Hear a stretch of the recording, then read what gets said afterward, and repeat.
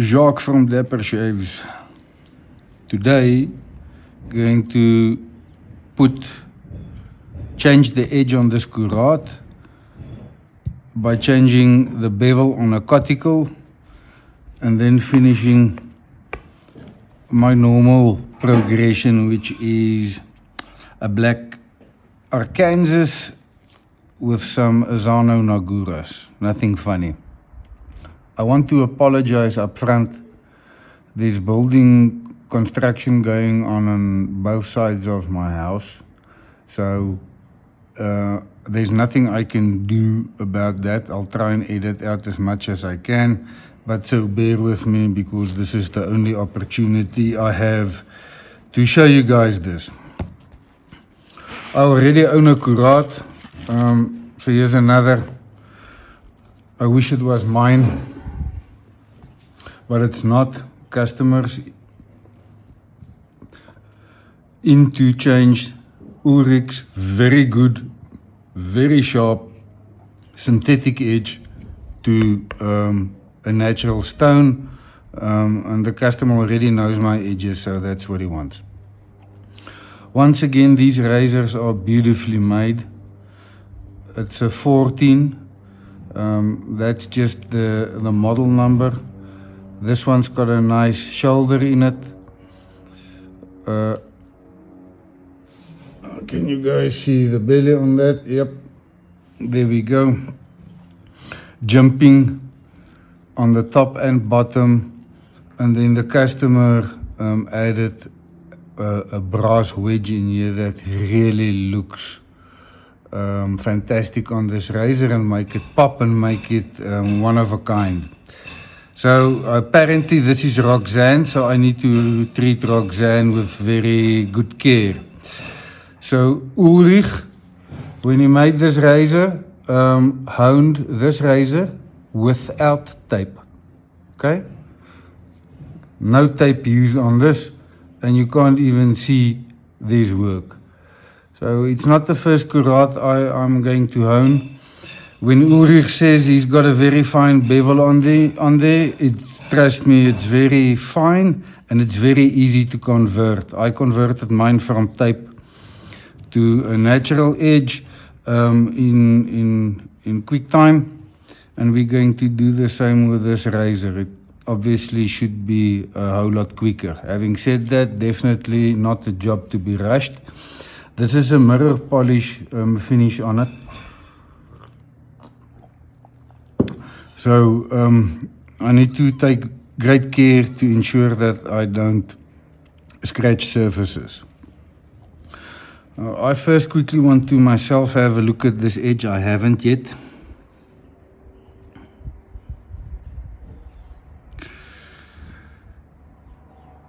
And as to be expected,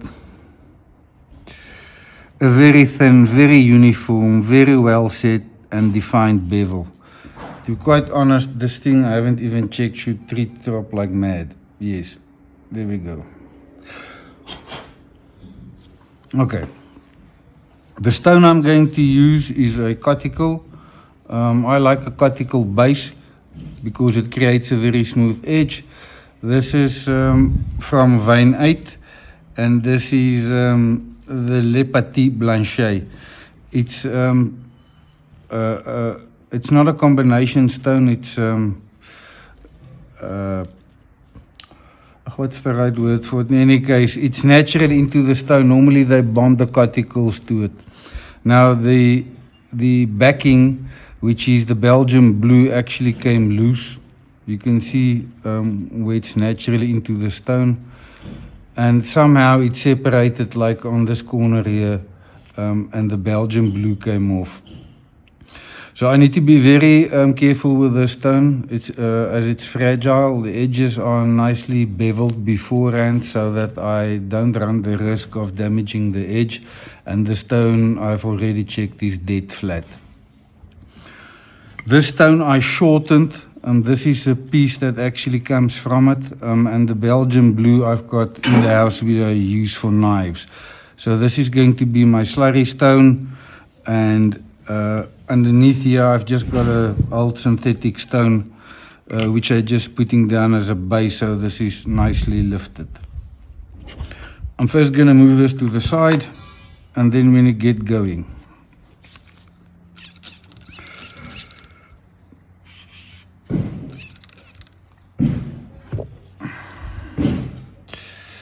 So I don't think as a start I'm going to use the slurry stone, because the bevel is done without tape. So it's not going to require a lot of conversion.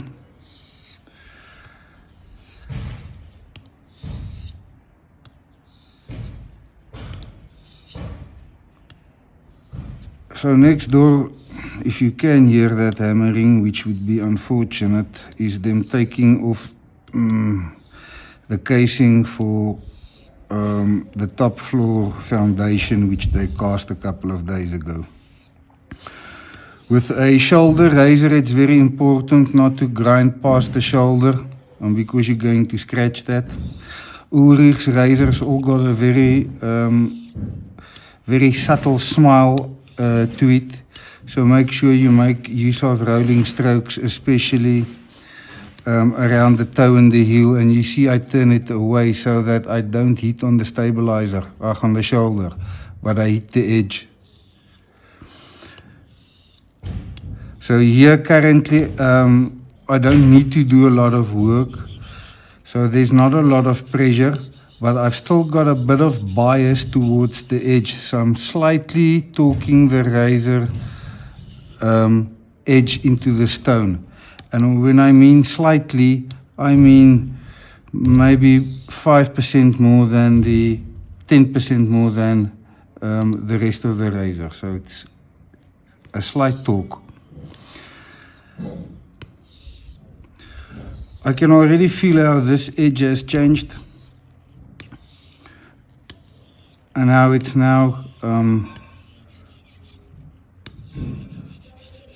changed to a cutty.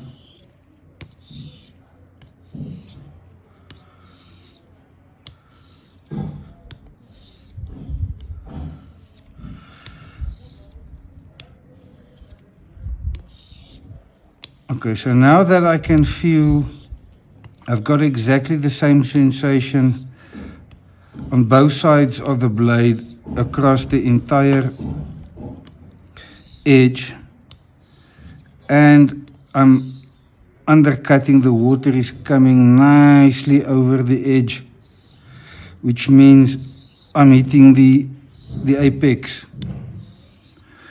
of the two bevels. And that's how I now know I'm cutting and polishing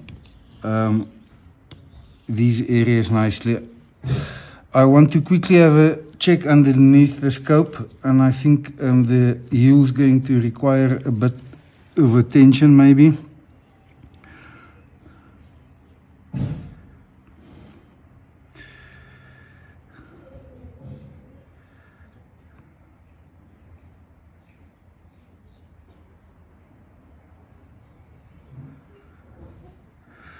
Yeah, and I've got a nice even sandblast look on the bevel face, which is exactly what I want from a Coticule.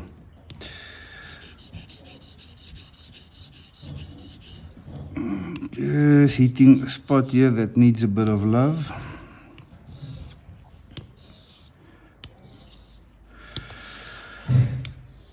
Guys, so I think this is fundamentally done. What I'm going to do is clean the stone, inspect the razor, and then we're going to go to the Arkansas. So what I like about this cutty is it cuts very quick. It doesn't look like it because there isn't a lot of pressure.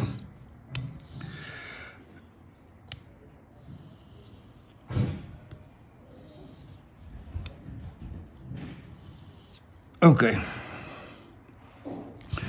and then we can also inspect the spine to see if there's any trace of wear on this razor. Ulrich finishes razors, I think, between 56 and 57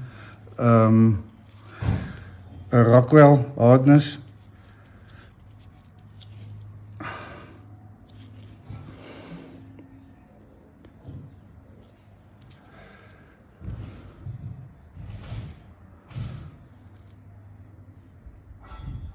And I think that looks really pretty. Okay, so I'm happy with that. We're going to move this out the way, and then we are going to move to the black Arkansas. So I want to put this down, and then just grab a sip cup of coffee.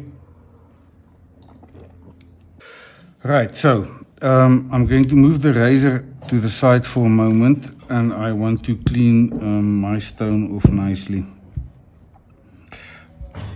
Just want to check.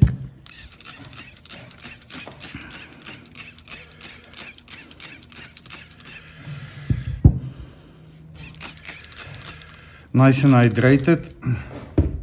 Not that you can really hydrate, and we're going to start with the Mojito. So there's the grading of it. There's Arno stamps, the mine, Mojito. This one has got a little bit of yellow striping in, which you typically find a lot in the striped Nagura. So this one I think should have a bit more cutting power, and immediately I can see this is also a bit of a softer stone. Immediately I'm creating a bit of slurry. So sorry for the hammering in the back end. Slurry, you want to make that it looks like a 2% low fat milk on a stone. Like this. You don't want it very dense. Okay, and if it's obviously thin, then it's just going to cut slower. So that's that. So immediately here, if I'm going to start working, is you can see that nice squeegee wake. And here I'm just focusing on how the edge slightly gets polished as we move along this process. And within a couple of strokes, you can feel how it changes.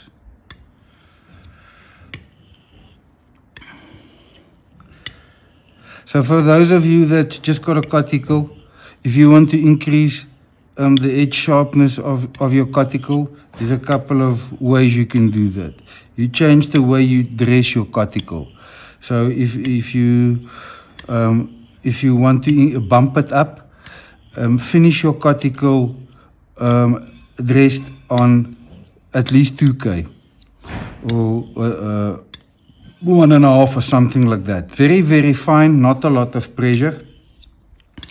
That will make a difference. Also, you have to back off on your pressures. What you can also do is you can use water medium with soap in, like Dawn or here in South Africa Sunlight Liquid. I put quite a few drops in the mix because it changes the viscosity of the water, so it creates a bit of a buffer and a barrier between the stone that helps to make it cut a little bit finer too. I'm already getting very good sensation of this, and I need to stand up to do this in hand so I can get a bit more feel for what's happening on the stone.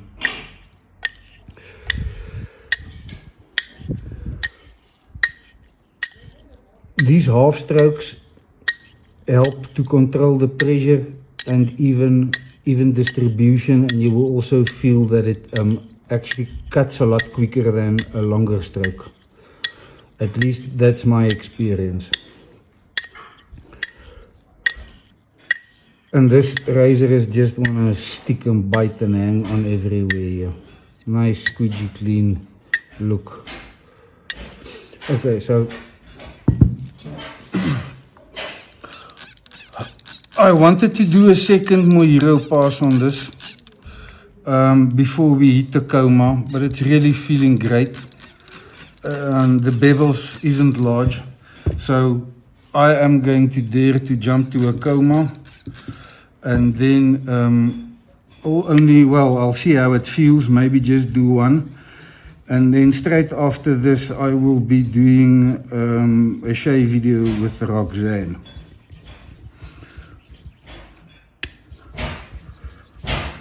So the coma, you'll see, takes a whole lot longer to create a slurry. The stone is harder. It's also a lot of finer. Do not use force, too much force when you make your slurry. On Arkansas, really, it doesn't matter how much pressure you use because you're definitely not going to damage the base stone. And so that's it. You also don't, as you go up your progressions on the Naguras, you will also want to slowly dilute your slurry. You don't want something heavy when you start doing the final steps in there. I quickly need to throw my Jack Russell the ball, otherwise she's gonna drive me mad. 1 second.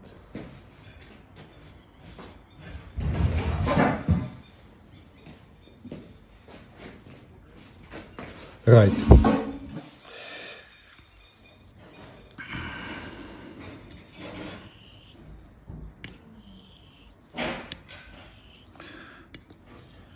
The biggest thing about honing is being consistent in what you do and paying very fine attention, detail to the feel and feedback. The guys, you'll hear the people talk about feedback and this and that, and it is critically important. If you want to know where you're at on an edge, and you've done it a couple of times, feel is critical. So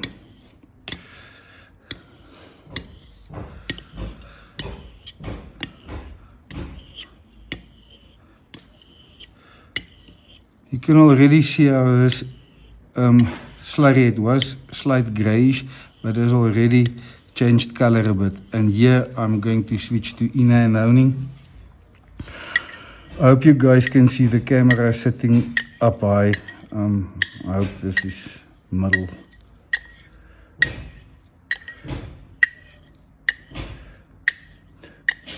Once again, guys, I'm quite sure this will reflect in the shave later.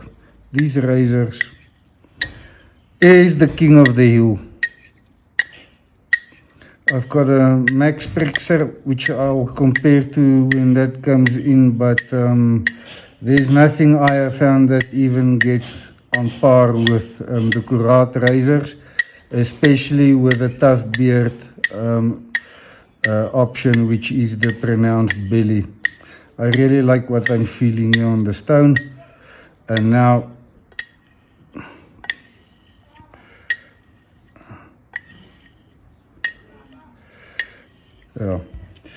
happiness. Alright guys, so at this point in time I'm going to it was tree topping before we started, and it's still mowing hairs even though it hasn't been stropped straight off the stone. So I'm going to dry this razor and then go and have a shower and a shave,